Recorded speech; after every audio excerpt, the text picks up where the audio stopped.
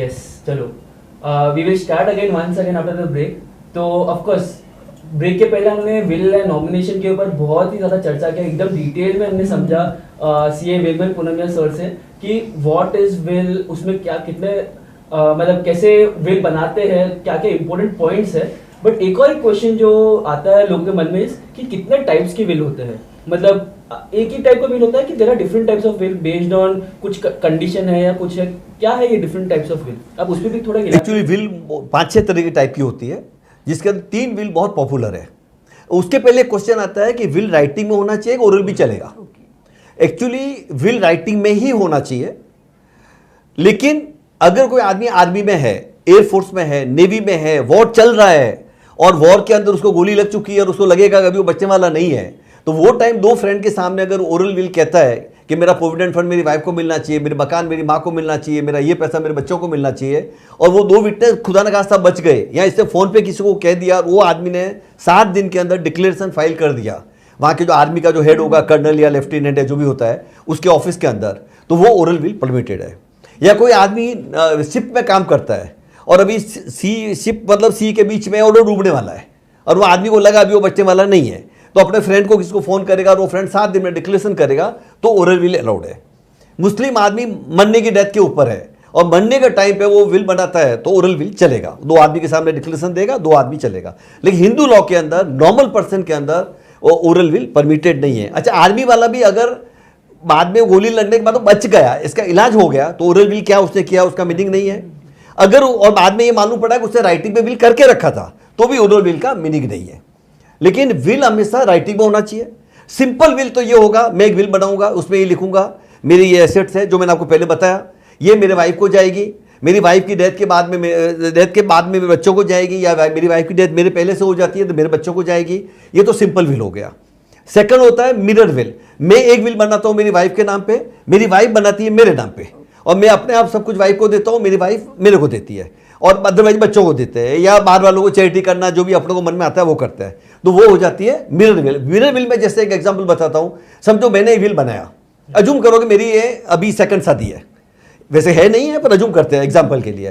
तो मेरी पहली शादी से मेरे 2 बच्चे हैं, और मेरी वाइफ जो मेरे से सेकंड शादी की है उसके पहली मैरिज से 2 बच्चे ऑलरेडी है, तो हमारे टोटल 4 बच्चे हो गए दोनों के. सेकंड वाइफ से मेरे को बच्चा नहीं है और सेकंड वाइफ को पहले वाले बच्चे हैं. अभी हुआ क्या, हकीकत में मैंने मेरा विल बनाया कि मेरी जो भी प्रॉपर्टी होगी 4 भाग में डिवाइड हो जाएगी मेरे मरने के बाद. वाइफ के पास ऑलरेडी सफिशिएंट पैसा है तो मैंने वाइफ को नहीं दिया. सिमिलर में मेरे वाइफ ने भी विल बनाया कि उसके डेथ के बाद में 4 बच्चों को डिस्ट्रीब्यूट होगी. 4 में 2 तो उसके ही है, 2 मेरे हैं. अभी हुआ क्या, हकीकत में मेरी डेथ अजूम करो पहले हो गई, मेरी प्रॉपर्टी डिस्ट्रीब्यूट हो गई 4 जन में. उसके बाद मेरी वाइफ के बच्चों ने मेरे विल के हिसाब से फायदा उठाया है, या वो उसको पैसा मिला है, तो मेरी वाइफ बाद में वैसी विल को चेंज नहीं कर सकती है, क्योंकि वो रेसिप्रोकल विल हो गया था. मैंने इसके लिए उसके बच्चों को दिया, उसने मेरे बच्चों को दिया. अमाउंट कम ज्यादा हो सकता है, तो वैसी विल आप चेंज नहीं कर सकते. तीसरा विल एक होता है जॉइंट विल. मैं बोलूंगा मेरा प्रॉपर्टी ऐसे ऐसे डिस्ट्रीब्यूट होगा, उसी विल में मेरी वाइफ कहेगी मेरी प्रॉपर्टी ऐसे वैसे डिस्ट्रीब्यूट होगी, पर end of the day distribute कभी होगी, मेरी और उसकी दोनों की, हमारा दोनों के मरने के बाद. जब तक वो जिंदा है सब प्रॉपर्टी रहेगी, या पहले उसकी डेथ हो गई और मैं जिंदा हूं तो मेरे पास रहेगी, डिस्ट्रीब्यूट नहीं होगी. जब आप दोनों नहीं रहेंगे, उसकी प्रॉपर्टी उसके विल के हिसाब से डिस्ट्रीब्यूट होगी, मेरी प्रॉपर्टी मेरे विल के हिसाब से डिस्ट्रीब्यूट होगी, और इसको कहते हैं जॉइंट विल. तो तीसरी मिरर विल मैंने बता दिया, नॉर्मल विल बता दिया, और विल में तो कुछ भी मैं कंडीशन डाल सकता हूं, कोई प्रॉब्लम नहीं है, मेरी मर्जी हो, बस लीगल कंडीशन होनी चाहिए. तो ये इस टाइप का जनरल पॉपुलर है. अदरवाइज तो बहुत सारी विलें होती है. एक बोलते हैं होलोग्राफ विल, जो हाथ से लिख के कहते हैं उसको, और होलोग्राफ विल बोलते हैं. एक विल होता है उसका 4-4, 5-5 कॉपी करते हैं कि मंडे के बाद बहुत बार विल मिलती नहीं है, तो एक आदमी क्या करता है, बीच में तो ऐसा हुआ था महाराष्ट्र में कि जब भी आप विल रजिस्टर करते थे तो आपको वहां से सीडी मिलती थी, और वो सीडी का आप जितना कॉपी करो निकाल लो. आजकल तो सीडी मिलना बंद हो गया है. वो विलास देशमुख जब चीफ मिनिस्टर थे वो टाइम मिलती थी, 50 रुपये एक्स्ट्रा अपने से लेते थे, पर अभी वो बंद हो गया है. तो आप उसकी 4-5 जेरोक्स करके या नोटरी कॉपी करके 3-4 जगह रखो. कि बहुत बार होता प्रॉब्लम ये है कि आदमी विल बनाता है और विल मरने के बाद बच्चों को मिलती भी नहीं है कि विल कहाँ है, और मिलती है 20 साल के बाद, जब तक सब प्रॉपर्टियां डिस्ट्रीब्यूट हो चुकी है. नहीं ये आपने एकदम डिटेल में बताया ये सब आपको कुछ. लेकिन सर कौन सा विल बेनिफिशियल है? नहीं, हर को अपनी अपनी रिक्वायरमेंट है. मुझे चाहिए कि मेरे विल के बाद में 10 दिन में सब बच्चे प्रॉपर्टी बांट लेवे और मेरे को भूल जावे, तो I must say simple will कि भाई ये इसको देना है, इसको देना है, इसको देना, चैप्टर क्लोज। मुझे चाहिए कि मेरे मंडे के बाद मेरे को 50 साल तक याद करे सब लोग, तो मैं एक ट्रस्ट बना सकता हूँ विल में, और ट्रस्ट में लिख सकता हूँ कि 50 साल तक कोई डिसॉल्व नहीं कर सकता है। अब पारसी लोगों का होता ही है, पता नहीं 50 तो ट्रस्ट है, एक लेडी को हमारी क्लाइंट है, उसको 12 ट्रस्ट से पैसा मिलता है, उसको खुद को मालूम नहीं, उसका दादा, कोई नाना, कोई परदादा, कोई परनाना, सब ट्रस्ट चल रहे हैं आज भी। सो डिपेंड करता है पर्सन के ऊपर। अपनों को चाहिए सिंपल रखना है, सिंपल रख सकते हैं। अपनों को चाहिए नहीं उलझा के रखो। बहुत सारे आदमी आते हैं मेरे को कि यार मेरे बच्चे सब कपूत है, कोई संभालेगा नहीं घर को, ऐसा उलझाओ इनको कि हर साल इनको इनकम खर्चे के लिए मिलता रहे, मेरी प्रॉपर्टी इंटैक्ट रहे, तो उसको और कॉम्प्लिकेटेड कर सकते हैं। अब लाइफ में भी समझो 6 बच्चे हैं, अर्जुन एक आदमी के 4 बेटे हैं, चारों ही पूरा दिन घर पे सोते रहते हैं, पूरी रात बाहर ही रहते हैं, और वो आदमी दुखी हो गया है। अभी उसका पैसा तो बहुत है, तो उसने मेरे को ऐसा बोला कि भाई मेरे डॉटर इन लॉ को सब देने का है।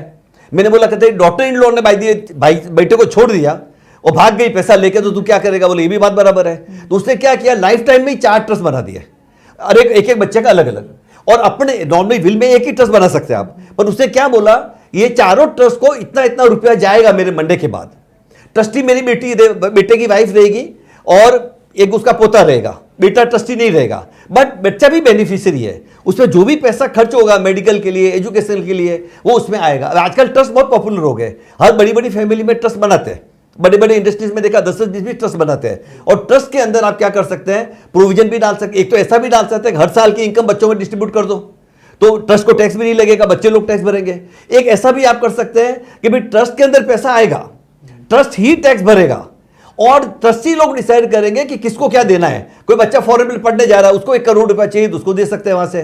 कोई बीमार हो गया, उसका इलाज कराना, उसको दे सकते हैं। खर्चे के लिए लिमिटेड पैसा दे सकते हैं। बेटी की शादी करनी है, ज्यादा पैसा चाहिए, दे सकते हैं। 2 ट्रस्टी लोग डिसाइड करते हैं, वो अपने आप में एक अलग चैप्टर है। और ट्रस्ट का भी आजकल बहुत पॉपुलर हो गया है पिछले 4-5 साल के अंदर। ये इसी बात में एक मेरा एक सवाल, जो लोगों का मतलब ये नॉर्मली एक थॉट प्रोसेस रहता है कि समझो फॉर एग्जांपल मैंने एक विल बना दिया, हाँ, मैंने अपने नाम पे, मेरे पास अब तो 3 प्रॉपर्टी था, तीनों प्रॉपर्टी मैंने मेरे एक दोस्त को दे दिया, हाँ, बट मैंने विल बना दिया, रजिस्टर कर दिया, सब कर दिया, एवरीथिंग इज डन, मैं मर गया, एंड अभी ये जो विल है वो प्रॉपर्ली रजिस्टर्ड है, एवरीथिंग इज देयर, बट क्या हो गया, ये विल कभी प्रोबेट ही नहीं किया गया, प्रोबेट या कभी कोर्ट के इधर लेके ही नहीं गए। और क्या हो गया, जैसे नॉर्मल, जैसे आपने बोला इनिशियली, जैसे अगर विल नहीं बनाया तो कैसे लीगल एस्टेट जो भी हमारा है इंटरस्टेट सक्सेशन के थ्रू चले जाता है, जो भी मेरे बच्चे वगैरह है, तो मेरे बच्चों ने सक्सेशन सर्टिफिकेट के थ्रू, नॉर्मल कोर्ट प्रोसीडिंग के थ्रू लीगल एयरशिप लेके वो लोग अपने अपने डिस्ट्रीब्यूट कर दिया। जब डिस्ट्रीब्यूट हो गया और उसके बाद जाके मैंने, जो मेरा दोस्त था उसको मालूम पड़ गया ऐसे ऐसा हो गया है, और फिर जाके वो अपना विल जो है वो ये ना सबमिट करता है कि बोलता है कि एक्चुअली में विल ये वाला है, रजिस्टर्ड है, प्रॉपर है, और फिर वो कोर्ट प्रोसीडिंग में चले जाता है। तो इस सिचुएशन में क्या हो गया कि फॉर एग्जाम्पल विल बना दिया है, बट विल के अकॉर्डिंग हम लोग गए ही नहीं, और हम लोग ने इंटरस्टेट सक्सेशन के थ्रू या कोई दूसरे इसके प्रोसेस के थ्रू हमने डिस्ट्रीब्यूट कर दिया एसेट्स, तब क्या? देखो, डिस्ट्रीब्यूट कर लिया है और फैमिली मेंबर में कोई झगड़ा नहीं है तो कोई बॉदर नहीं है, लेकिन विल एक बना लिया तो एक्चुअली अगर आपने साथ में नॉमिनेशन भी बना दिया है और नॉमिनेशन के साथ में प्रॉपर्टी डिस्ट्रीब्यूट हो गई तो परफेक्ट है। अदरवाइज विल का महाराष्ट्र, बंगाल और तमिलनाडु 3 जगह प्रोबेट का काफ़ी इंपॉर्टेंस है। बाकी स्टेट में तो नोबडी बॉदर्ड अबाउट प्रोबेट, बड़े बड़े राजा महाराजा प्रोबेट लेते हैं, बाकी इंडिविजुअल की जरूरत ही नहीं है। पर महाराष्ट्र में आप प्रोबेट लेने को जाएंगे तो 75,000 फाइलिंग फीस भरनी पड़ती है, करीब 8-10 महीने का टाइम लगता है, कोई वकील भी लाख रुपए से नीचे काम नहीं करने वाला है। बंगाल में 50,000 रुपया है, तमिलनाडु में 25,000 रुपया है। और प्रोबेट खाली वही चीज़ है कि जज अपनों एक जो भी प्रोबेट का अप्लाई करता है तो पहले तो नोटिस बोर्ड पे लगाता है 45 डेज के लिए कि किसी को कोई ऑब्जेक्शन है क्या। आपके सब दूसरे लीगल एयर है, उनका एनओसी लगता है कि बस we are agreeable to will. ये भी कंट्रोवर्सी है कि एक बार आदमी ने विल बना दिया और कोई लीगल एयर बोलेगा मेरे को विल मंजूर नहीं है, तो एक लिटिगेशन में मामला चला जाएगा और लंबा टाइम खींचेगा लिटिगेशन में। लीगली तो मेरी प्रॉपर्टी है, मैं कैसे डिस्ट्रीब्यूट करूँ, मेरी मर्जी है। उसके बाद के अंदर अगर मैंने नॉमिनेशन किया तो सोसाइटी में ट्रांसफर भी हो गया है, और वो विल को ही जज स्टाम्प पेपर पे टाइप करेगा और आपको दे देगा, और वो विल कोर्ट में परमानेंट फिक्स हो जाएगी, आपको वापस कभी नहीं मिलेगी। बहुत बार आदमी का ये होता है, इंडिया में भी प्रॉपर्टी है, यूके में भी प्रॉपर्टी है, दुबई में भी प्रॉपर्टी है, यूएसए में भी प्रॉपर्टी है। अभी इंडिया में समझो विल जमा हो गया कोर्ट में, तो यूके का विल कैसे प्रोबेट कैसे लेगा, यूएसए का कैसे लेगा? तो हर कंट्री का अलग अलग विल बनाना चाहिए।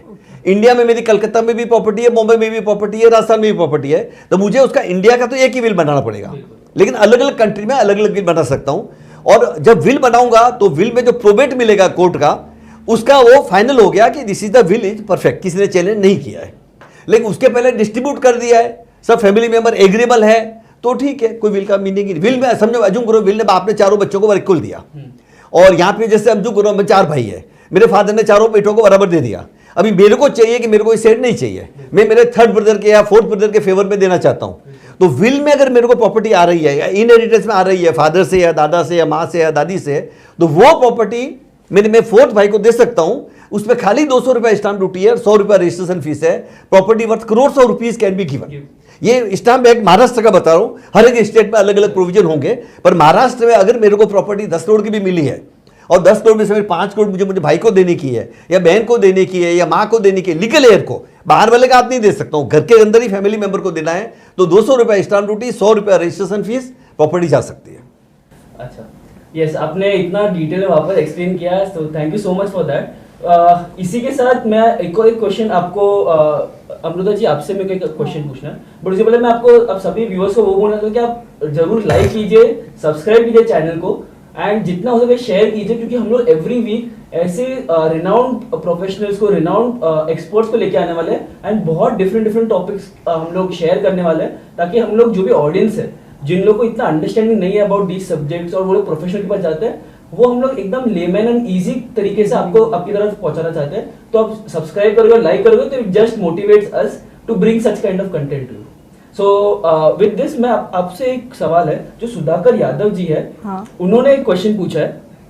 वो पूछा है कि फॉर एग्जाम्पल अगर मेरे जो विल है उसमें 4 से 5 नॉमिनी है, 4 से 5 जन मैंने नॉमिनेट किया कि एक प्रॉपर्टी है, 4 जन में डिवाइड होना चाहिए, और वो 4 नॉमिनेटेड है, तो वो 4 नॉमिनी अगर है तो वो उनमें से कौन, किसका राइट ज्यादा है, कौन सोसाइटी में जाके कौन फॉर्मेलिटीज वगैरह है जो ट्रांसफर का है, वो किसको करना चाहिए?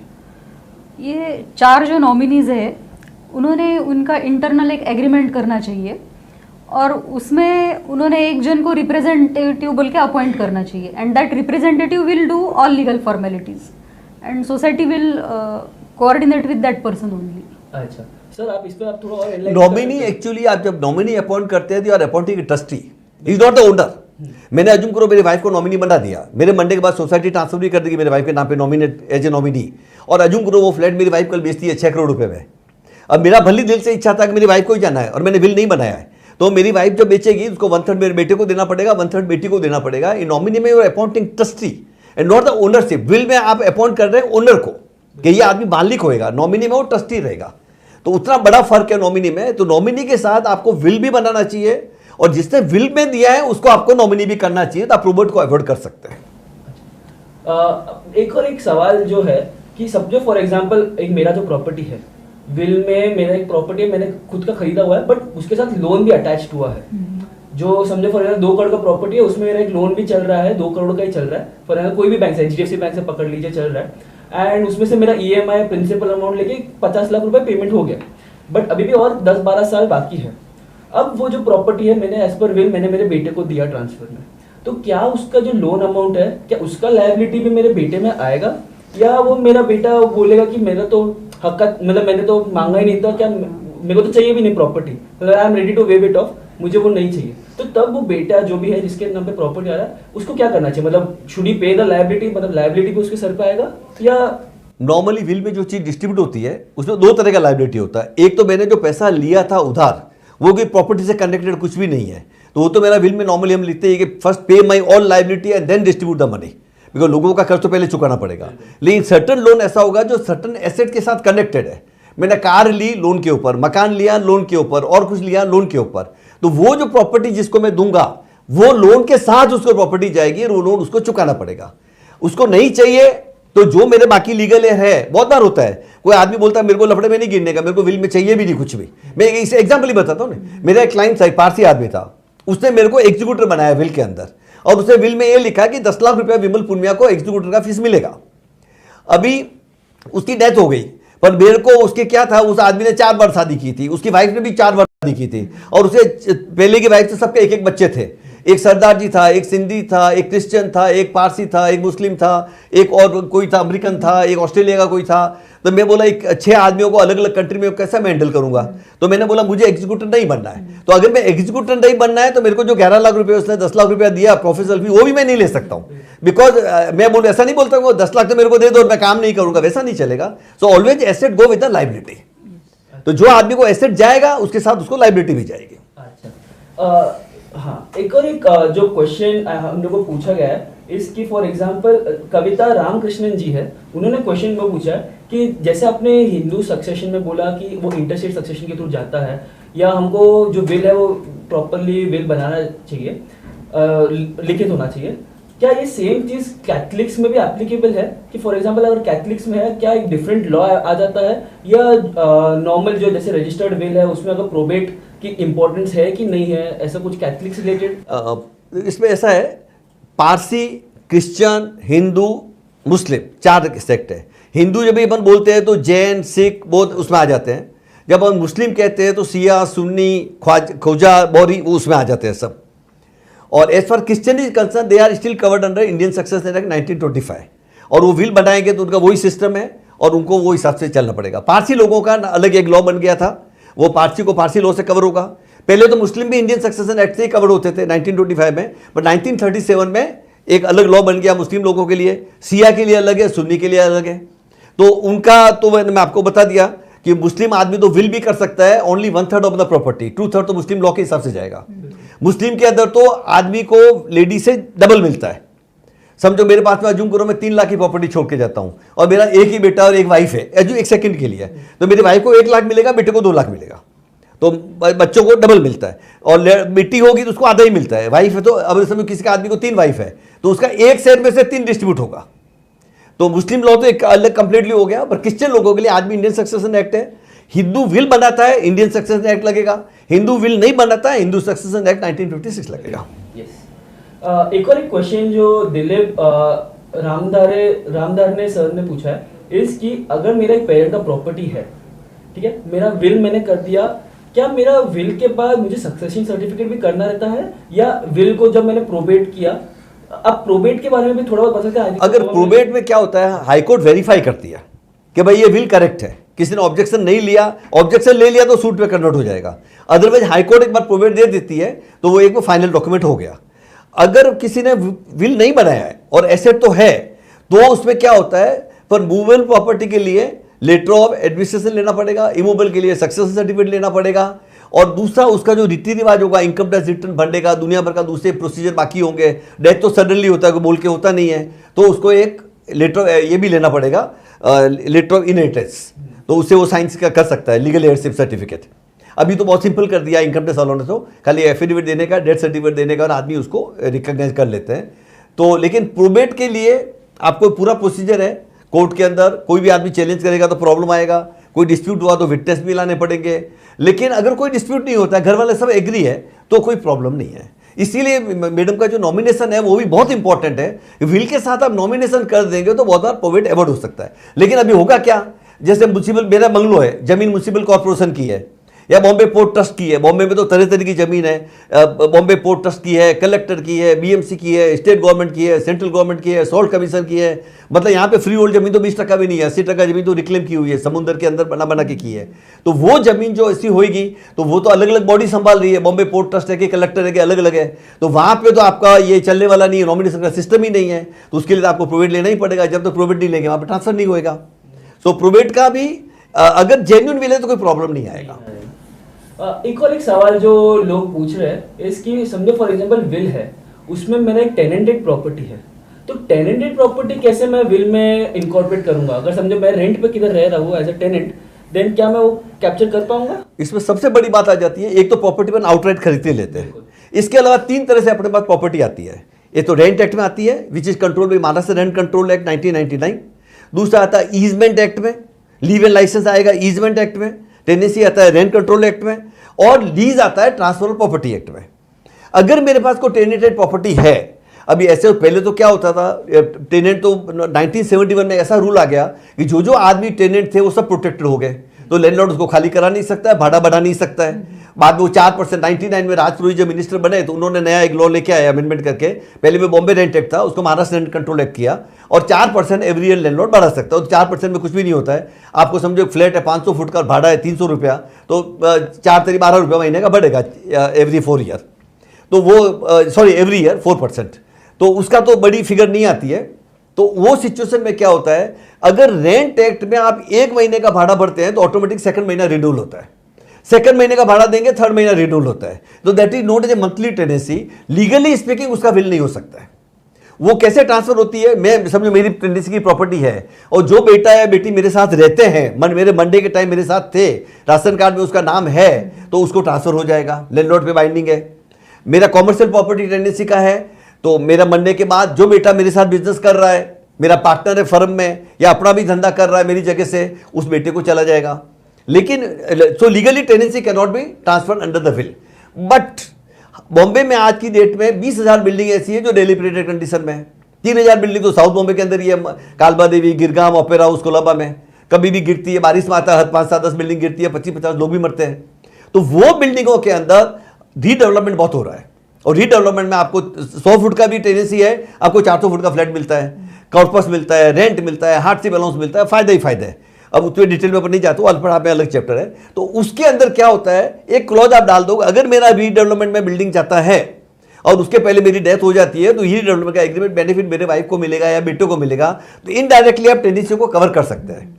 Leave and license again can not be willed, because license मैंने पर्टिकुलर पर्सन को आप देते हैं 3 साल के लिए, 1 साल के लिए, 5 साल के लिए, मैक्सिमम 5 साल है। तो वो आदमी का डेथ होते ही वो लाइसेंस कैंसिल हो जाता है। ट्रांसफर ऑफ प्रॉपर्टी एक्ट में लीज आता है, lease can be 30 year, 90 year, 999 year.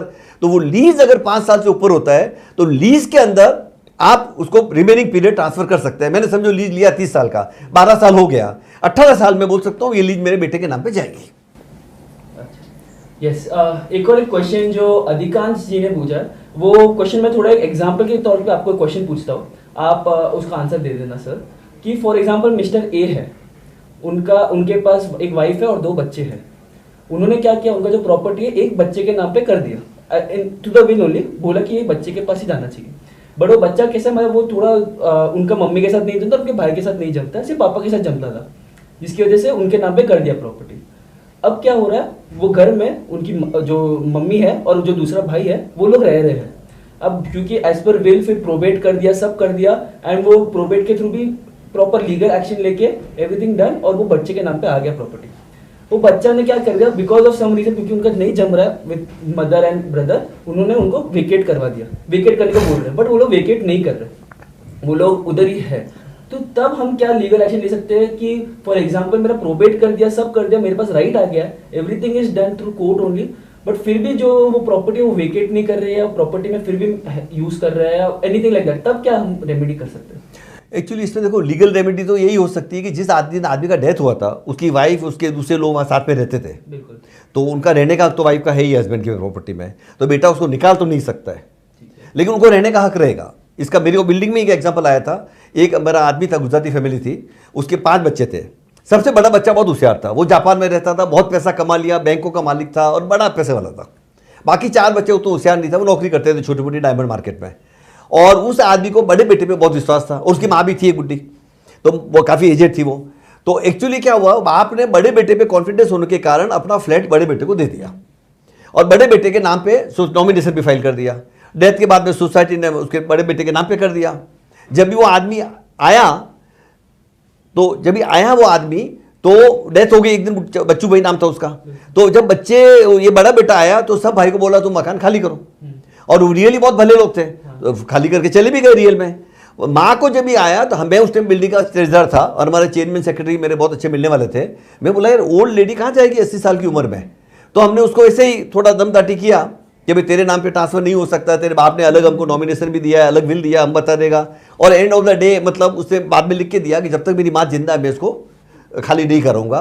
तो ऐसा सोशली, अदरवाइज तो जिस आदमी ने किया विल एक्चुअली उसको देखने का था। लेकिन दूसरा क्या है, दूसरे लॉ बहुत है सीनियर सिटीजन के लिए कि आप पुलिस का प्रोटेक्शन ले सकते हैं, आप खाली नहीं, किसी को भी डिस्पोजेस नहीं कर सकते। जिसका एसेंशियल चीज है, उसके हस्बैंड की प्रॉपर्टी थी, बेटों को मिलेगी, डेफिनेटली मिलेगी, but subject to her right, that what I feel. हाँ ऑफ कोर्स, मतलब वो बाद में फिर एक लिटिगेशन प्रोसेस चले जाएगा। हाँ चले जाएगा, जितने एलईडी की उम्र पूरी हो जाएगी। और इंडिया में तो क्या लिटिगेशन करो 20-40 साल निकल जाते हैं बिल्कुल, इजीली। बिल्कुल, बिल्कुल। तो अभी क्योंकि हमारा ऑलमोस्ट 1 घंटे से ज्यादा सेशन चल गया है, हम लोग अभी कंक्लूडिंग पे आएंगे। एक आखिरी सवाल मैं पूछना चाहता हूँ आपसे, क्योंकि अब विल एंड नॉमिनेशन जैसा कि बहुत लंबा एक सेशन और भी क्वेश्चन आते जा रहे हैं और वो खत्म ही नहीं होएगा। जैसे मतलब every case is a very different kind of you know, अलग तरीके से हम लोग को देखना पड़ता है, अलग नजरिए से देखना पड़ता है। बट एक क्वेश्चन जो एक है जो मन में आ रहा है, इसकी फॉर एग्जाम्पल अगर मैंने विल बना दिया एंड मैंने प्रॉपर्ली डिस्ट्रीब्यूट किया, एवरीथिंग इज डन, अगर कोर्ट में गया फिर किसी और ने, अभी मैं तो हूँ नहीं बट किसी और ने कुछ फॉर्जरी के थ्रू और समथिंग लाइक दैट एक दूसरा विल बना दिया, उसमें भी विटनेस का साइन ले लिया, सब कर दिया फॉर वट एवर रीजन, और मतलब 2 विल आ गए, एक में दोनों में सेम प्रॉपर्टी है, डिस्ट्रीब्यूशन मैकेनिज्म डिफरेंट है, तो तब मतलब तब वो आपका लिटिगेशन प्रोसेस होगा। बट अब तभी कैसा वो कोर्ट भी वो नजरिया से देखते हैं कि कौन सा प्रॉपर है कौन सा प्रॉपर नहीं है, क्या तब रजिस्ट्रेशन हम लोगों ने किया रहता तो थोड़ा इंपॉर्टेंस बढ़ जाता? 1% विटनेस बढ़ जाता था, 1% इंपॉर्टेंस बढ़ जाता था डेफिनेटली। पर अगर पहली विल के हिसाब से प्रोवाइड लेके डिस्ट्रीब्यूट कर दिया है तो दूसरा विल आएगा तो जज के ऊपर है, वो सब पूरा एक बार तो केस में तो कन्वर्ट हो ही जाएगा, वो पूरा उसको चेक करेगा केमिकल टेस्ट से, विटनेस से, हैंड राइटिंग से, दुनिया भर के जो भी सिस्टम होगा, and then court will take a call finally. अगर बोगस होगा, लेकिन नॉर्मली कोर्ट्स में तो विल बनाना चाहिए। हमारे हिंदी में कहावत है मारवाड़ी में कि जब भी विल बनाओ, जब ये बहुत खुश है तो विल नहीं बनाना चाहिए, जब ये बहुत दुखी है तो विल का नहीं सोचना चाहिए। जब भी आप कूल माइंड में है, मतलब दिमाग ठंडा है, दिल में प्यार है, जबान पे शक्कर है, एकदम आप लगते हैं आप नॉर्मल है, विल बनाने का सोचना चाहिए। किसी बेटे से झगड़ा है तो भी एक बार उसको थोड़ा लेवल पे आके सोचना चाहिए। और किसको, इसीलिए मैं बोलता हूँ ना, किसको नहीं दे रहे तो लिखो, मैं इसको नहीं दे रहा हूँ इसके लिए, ज़्यादा दे रहा हूँ तो इसके लिए, कम दे रहा हूँ तो इसके लिए, तो जस्टिफिकेशन आप कर लो विल के अंदर तो लिटिगेशन का चांस कम होगा। फिर भी आदमी क्या सोचता है, कभी मरेगा उसका मालूम नहीं है।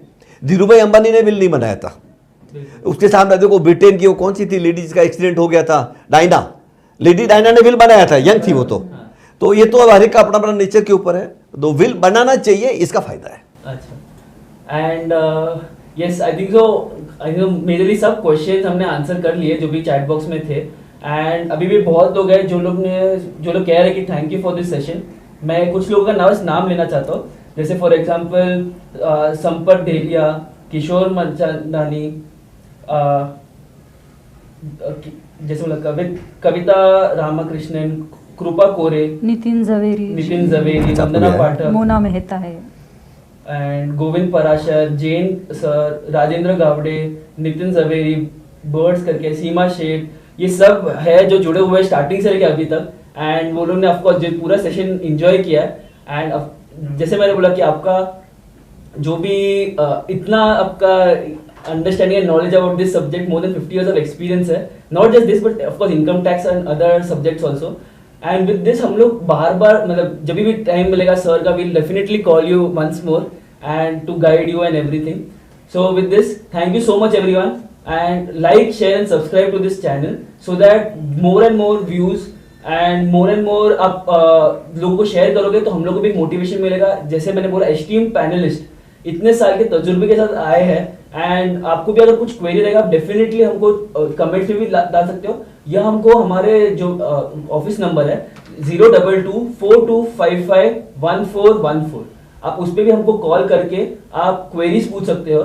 Anything related to wills, succession or any other different matter also related to cooperative housing society, and of course कुछ related to income tax रहेगा और कुछ specific question रहेगा जो सर के related रहेगा, आप definitely आप पूछ सकते हो, हम सर को redirect करके वो आंसर लेके आपको वापस forward कर देंगे।